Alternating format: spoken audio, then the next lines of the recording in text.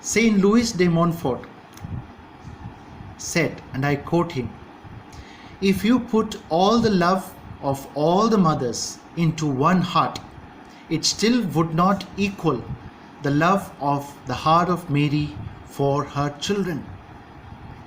Dear friends, today I would like to outline Mary as being perceived in the New Testament.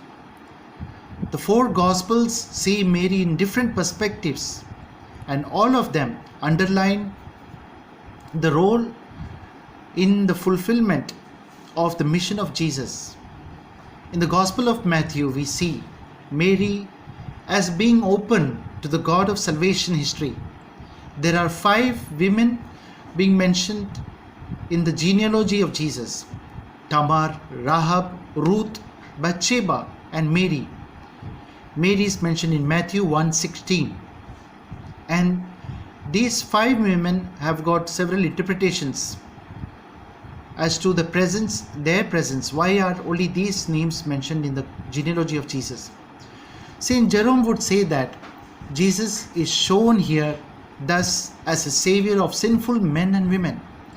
Luther said that this genealogy shows the Jesus ancestry of Gentiles and his mission to them. Francis Maloney called these women as women with courage and initiative, called by God to preserve the God-willed line of the Messiah. God overcame the irregularities in their lives, and Mary conceived by the Holy Spirit. There is no disparity seen between men and women in God's plan, because both of them are called to be disciples by observing God's word.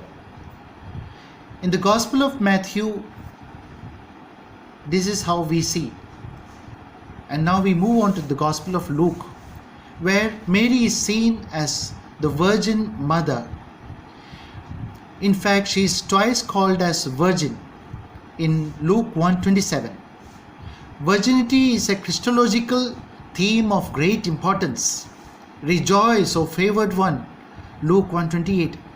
Everything is possible for God, Luke 1:35-37. When people think virginity, how can it be possible in those times?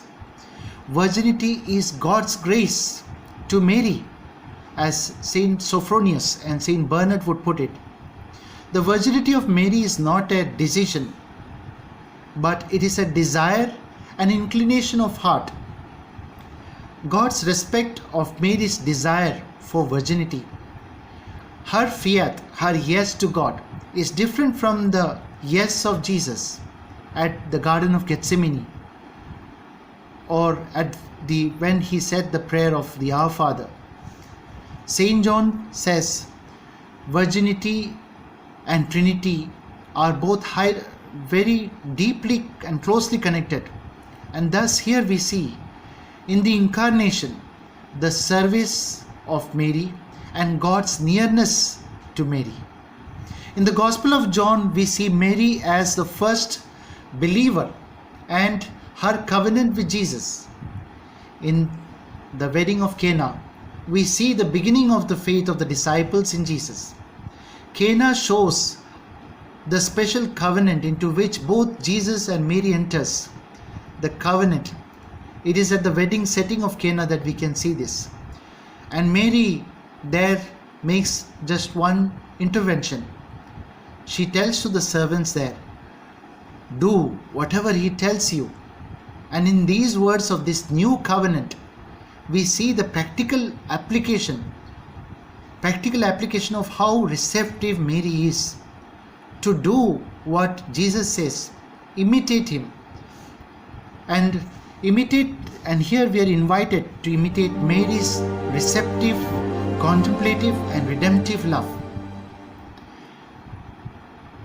We're moving on further, where we see how Mary is seen in the public life of Jesus. Mary listens to many things that Jesus says in public. She just keeps it in her heart. She ponders it in her heart. In Luke chapter 2 verses 19, 50-51. Keeping something in the heart is not what we normally do, especially a message from the above. A message from the above is something that we have to believe, and it is something that we have to be pondered over. In Genesis chapter 37, in Malachi chapter 2 verses 2, we can see how every message that comes from above is a message that has to be kept in heart. And Mary's greatness, her radical openness to God's word, is seen here. And Luke 11:27-28, when people say, "How blessed is the womb that nursed you," Jesus gives them a reply, rather, "How happy are those who hear the word of God and obey it." In the Gospel according to St. John, we see Mary at the foot of the cross. This is a scene that keeps on repeating. It's a scene of the church, where we see the disciple whom Jesus loved, we see the mother of Jesus, and we see Jesus as the king. It is the scene of Jesus' kingship, where he says, "When I am lifted up." Mary here is portrayed.